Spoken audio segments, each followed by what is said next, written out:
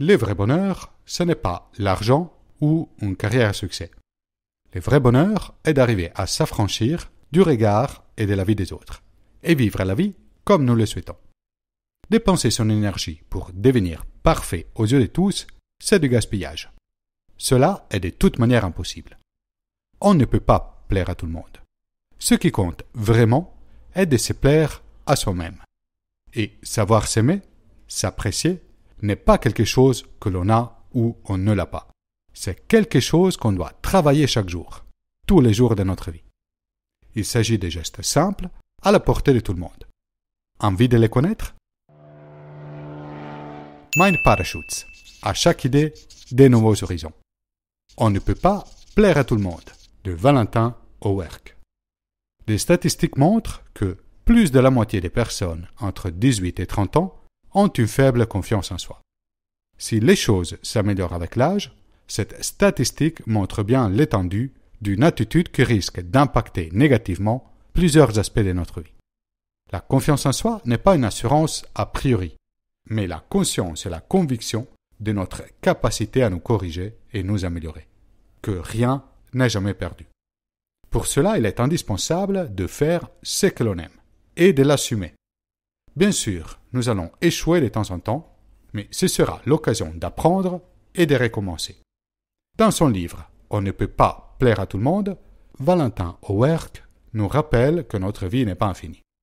Comme une ligne discontinue, elle commence par les points A et se termine au point B. Par contre, c'est chacun de nous qui, à travers ses choix, ses habitudes et ses relations, va relier ces deux points de la manière qu'il le souhaite. C'est nous qui tenons les crayons et qui pouvons dessiner les cours de notre vie. Quelle personne souhaitez donc devenir? Quel type d'expérience avez-vous envie de vivre? Que vous faites le choix de vous efforcer de plaire à tout le monde, ou au contraire, d'oser être véritablement vous-même, vous ferez toujours des erreurs et vous allez échouer de temps en temps. Personne n'est parfait. La seule possibilité pour ne jamais faire des erreurs est de ne rien essayer, d'abandonner tout ce que nous faisons. Puisque votre chemin de vie est unique, c'est à vous de le dessiner. Ne vous inquiétez pas des attentes des autres. Profitez de la balade qui vous est offerte. Le bonheur ne va dépendre que de la relation que l'on cultive avec soi-même. Pas besoin de gestes extraordinaires. Il suffit de quelques petites habitudes pour apprendre à s'aimer et à développer la confiance en soi. Si vous souhaitez vous améliorer dans votre vie pro et perso, abonnez-vous à Mind Parachutes et activez les notifications. Chaque semaine, vous découvrirez en quelques minutes l'essentiel des meilleurs livres de développement personnel. Vous pouvez télécharger la Mindcard de cette vidéo en format PDF et de toutes les vidéos précédentes en vous inscrivant sur le site internet mindparachutes.com. Si vous aimez les podcasts, vous pouvez aussi retrouver l'audio des synthèses de Mind Parachutes sur votre plateforme de podcast préférée. Plus d'informations dans la description de la vidéo. Je vais publier de nouveaux épisodes tous les lundis, mercredis et vendredis matin. Les premiers éléments qui influencent la confiance en soi, les plus puissants, ne se trouvent pas dans notre tête. Ils se trouvent dans notre corps, dans notre posture et notre manière de nous tenir. Il nous suffit de regarder quelqu'un marcher ou tout simplement se tenir droit pour nous faire une idée de sa personnalité. Le dos incurvé, les épaules en avant et la tête baissée renvoient une image universelle d'une personne qui n'est pas très bien dans sa peau, qui n'a pas encore trouvé sa place, qui a une faible estime de soi. Le regard des autres et les relations qu'ils vont établir avec nous sont fortement influencés par notre langage corporel. Jusque-là, rien de particulièrement surprenant. Le plus important à savoir, c'est que notre posture corporelle et notre manière de bouger a une forte influence aussi sur notre propre état d'esprit. Se tenir droit, la tête levée, les épaules ouvertes et pourquoi pas un sourire ne va pas seulement changer l'image que les autres peuvent avoir de nous. En premier lieu, cette posture de confiance va influencer notre propre image de nous-mêmes, les sensations que nous ressentons. Voilà une habitude simple à développer pour s'aimer davantage, c'est tenir droit. Si on n'a pas encore l'habitude, cela demande un peu d'effort au départ. Les effets sur notre état d'esprit seront immédiats, et cette posture devient un réflexe avec le temps. Et puisqu'on ne peut pas plaire à tout le monde, nous devons apprendre à gérer l'influence négative des 3 types de personnes. Les blaireaux, qui nous blessent avec la critique, les démoralisateurs, qui ont peur de la différence, et les sangues-sues, qui nous vident d'énergie. Je vous propose de regarder quelle est la bonne attitude à adopter face à ces 3 types de personnes dans l'ordre. Un élément essentiel pour renforcer l'amour de soi est de se protéger des critiques des autres. Cela est arrivé à tout le monde d'avoir reçu un jugement ou une critique qui, parfois de manière inconsciente, crée de la souffrance intérieure et finissent par nous laisser des cicatrices invisibles. Il est donc tout à fait normal de vouloir se protéger de ces souffrances. Quand on a une faible estime de soi, l'approche choisie pour se protéger est d'éviter la critique.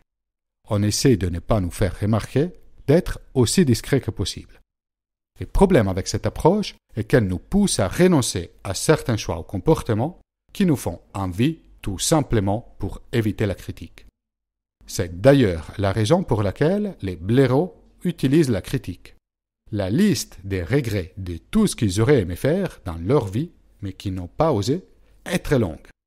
Ce n'est pas nous les véritables destinataires de leurs paroles blessantes. Ils s'adressent avant tout à eux-mêmes. Non seulement cette approche nous mène à une longue liste de regrets. En plus, peu importe nos choix, il y aura toujours des blaireaux qui trouveront que ce ne seront pas les bons et ne manqueront pas de critiquer. Une meilleure approche consiste à décider de faire ce que l'on aime, indépendamment de la critique des autres. Ce ne seront jamais les autres à assumer les conséquences de nos choix ou à ressentir du regret pour tout ce que nous n'avons pas osé faire. Préférez-vous être celui qui regrette ou celui qui ose? Un deuxième élément pour renforcer l'amour de soi est d'affirmer sa vraie personnalité, d'oser poursuivre ses rêves et ses ambitions. Parmi les gens qui vous entourent, certaines personnes craignent votre réussite. Par peur de la critique des autres, ou tout simplement par peur de l'échec, ces personnes ont renoncé à leurs rêves et envies depuis longtemps. Elles ne supportent pas que d'autres personnes progressent et s'envolent pendant qu'elles sont toujours plantées au sol. Il s'agit des démoralisateurs qui n'hésitent pas à attaquer vos envies et vos ambitions comme manière de consoler leur propre souffrance. Attention, si on passe trop de temps avec les démoralisateurs, on risque d'en devenir un. En renonçant à ses envies, on évite peut-être la critique de ses proches, mais on renonce en même temps à sa vraie personnalité. On essaye d'attirer l'amour des autres par ce que l'on n'est pas. Mais on ne peut pas plaire à tout le monde. On s'expose ainsi à une double souffrance, celle de ne pas ressentir l'amour des autres et celle d'avoir renoncé à être vraiment soi-même. Une meilleure approche consiste à affirmer sa vraie personnalité, d'avoir le courage d'assumer qui on est vraiment. De cette manière, on attire des gens qui nous rassemblent. Nous pourrons ainsi nous diriger vers notre bonheur en volant avec eux. Un troisième élément pour cultiver la confiance en soi est de prendre la distance de toutes les personnes qui, pour exister, sentent le besoin de vous rabaisser. Il s'agit des sangues-sues, ou pervers narcissiques, qui établissent des relations toxiques avec les autres afin de se sentir supérieurs. Ces personnes peuvent avoir une emprise psychologique très puissante, et il suffit d'une seule relation de ce type pour détruire notre confiance en nous. Si dans une relation de tout type, de couple, de travail ou d'amitié, la personne en face de vous vous fait sentir qu'elle est trop bien pour vous, que vous êtes bien chanceux et vous ne méritez pas cette relation, n'hésitez pas à prendre de la distance. Il s'agit presque de survie. Nous n'avons pas la responsabilité de sauver qui que ce soit, de rendre les autres heureux ou de les changer. Notre responsabilité se limite à nous-mêmes.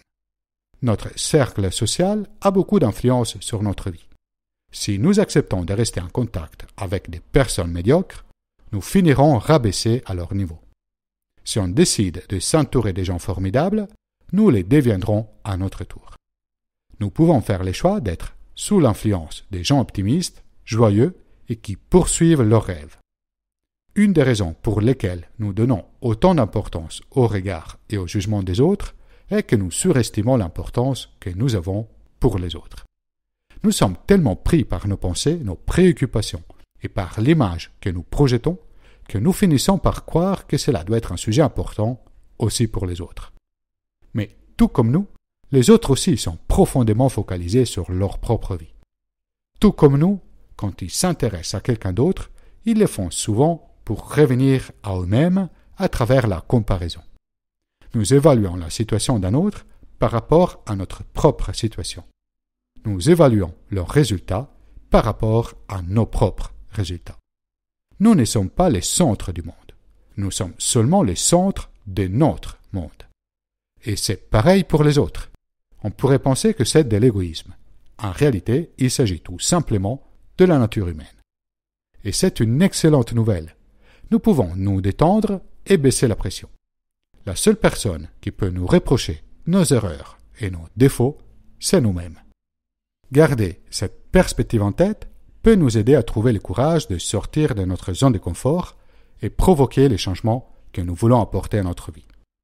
La peur d'échouer, de ne pas être à la hauteur, peut nous porter à choisir la sécurité et les statu quo en limitant nos possibilités. Espérer d'éliminer tout simplement cette peur avant d'agir est illusoire. La peur traduit quelque chose qui est réel. Quand on fait quelque chose, surtout quand on fait quelque chose de nouveau, il existe toujours le risque d'échouer. Le niveau de peur que l'on ressent dépend de notre évaluation du degré de risque et de ses conséquences. Qu'est-ce qui peut changer notre perception? Notre expérience. La seule solution pour ne plus craindre une situation est de la vivre et de cumuler de l'expérience. L'auteur utilise une image que j'ai beaucoup aimée. Nous sommes comme une boule de pâte à modeler. Nous pouvons tout à fait rentrer dans un nouveau moule et en prendre la forme pour nous adapter à cette nouvelle situation. Mais pour conserver notre flexibilité et ne pas finir trop rigide, incapable de nous adapter au changement, nous avons besoin de changer régulièrement de moule. Bien sûr, échouer n'est jamais une sensation agréable, mais il s'agit d'une expérience indispensable à notre croissance et notre développement personnel. La douleur d'échouer nous pousse à analyser nos erreurs, apprendre et en tirer les conséquences. C'est le cycle naturel de la vie si on veut continuer à grandir. Nous nous confrontons aux difficultés, parfois nous réussissons, parfois nous échouons, pour ensuite recommencer. Mais à chaque fois, en mieux, avec une meilleure expérience et une meilleure connaissance de nous-mêmes et du monde. À chaque fois que nous décidons de persévérer dans l'échec, plutôt que d'abandonner, nous faisons de chaque tentative une réussite. En nous exposant à des situations d'inconfort, nous finissons par élargir notre zone de confort. Pensez d'ailleurs aux personnes qui vous inspirent le plus, qu'il s'agisse d'un personnage d'un film ou d'un roman, ou d'une personne réelle. Il est fort probable que cette personne ne soit pas parfaite, qu'elle n'a pas toujours connu une vie facile, sans problème. Nous nous sentons attirés par la perfection seulement pour l'illusion de ne plus avoir de problèmes ou de difficultés. En réalité, le plus souvent, nous trouvons les personnes parfaites ennuyeuses et n'ont rien à nous dire. Nous sommes attirés et inspirés par les gens que, comme nous, ont rencontré des difficultés, qui ont osé échouer, et que grâce à leurs erreurs et leurs difficultés, ont fini par réussir sans se préoccuper de plaire à tout le monde. Voilà, vous connaissez désormais les conseils de Valentin Owerk pour nous protéger des blaireaux, des démoralisateurs et des sanctus d'après les livres « On ne peut pas plaire à tout le monde ». En décidant d'assumer sa vraie nature, en prenant le risque d'échouer et de s'exposer à la critique des autres, de conséquences inéluctables si on choisit de vivre la vie, plutôt que de rester assis à regarder les autres. Nous allons peu à peu construire la confiance en nous qui nous aidera à grandir et à mieux nous adapter au changement. Si le sujet vous intéresse, je vous conseille de voir la vidéo d'Idiolivre « Les triangles dramatiques » de Stephen Karpman sur les pièges à éviter dans nos relations, ou encore celle d'Idiolivre « La confiance » de The School of Life. À très vite pour de nouvelles idées.